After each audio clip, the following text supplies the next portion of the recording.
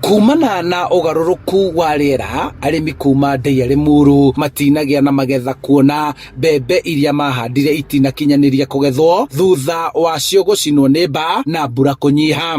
Mweri wa tatu na tukihanda mbembe citu na gikorwo na mbura na tukiona fertilizer ya thirikari no subsidized na gitukinyira matura-ini wega, no thutha wa mbura kura ikianjiriria kunyihirira mweri wa tano na tugikinya mweri wa tandatu na wa mugwanja tutionete mbura ona hanini. Turai na mwihoko munene muno, mbembe irari thaka muno no kuona kimera ti kuria. Twakoretwo twahuthira thumu, fertilizer na ringi ona kuriha murimi mukurimiri wa kamugunda karia winako nigetha ukona mbembe cia kuria. Thaa ici ni gutikiri ni cirakiurire, tukurora nako thirikari tuteithia iriu.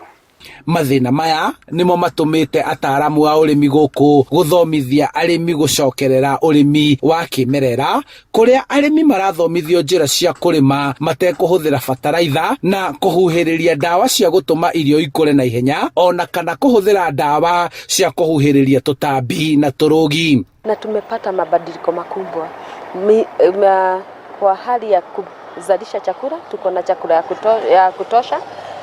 Hali ya hewa, hali ya mchanga iko sawa. Uritu uria uri kuo ni kuona mbegu njiganu cia kimerera iria kuringana na arimi marenda gucokereria urimi wa irio cia tene iria ni marenge, mianga na ngwaci, kuona ni cirahota gwitiria ona riera riagaruruka.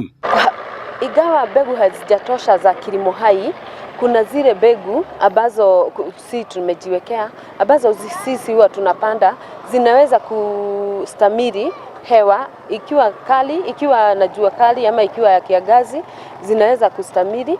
Riu arimi aria mahimbiirie urimi uyu manjiriirie thito ya kuiga mbegu ici niguo mahote guciarithania na gutheremia urimi uyu kuri arimi angi aingi niguo marime na maiyurie makumbi.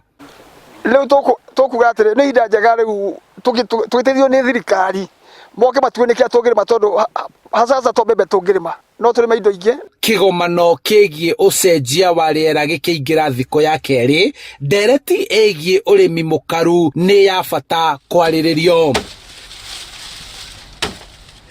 Ni kuga riera ni riraiga ni ricenjetie, ni kuga mbura ni irathie inyihiriire.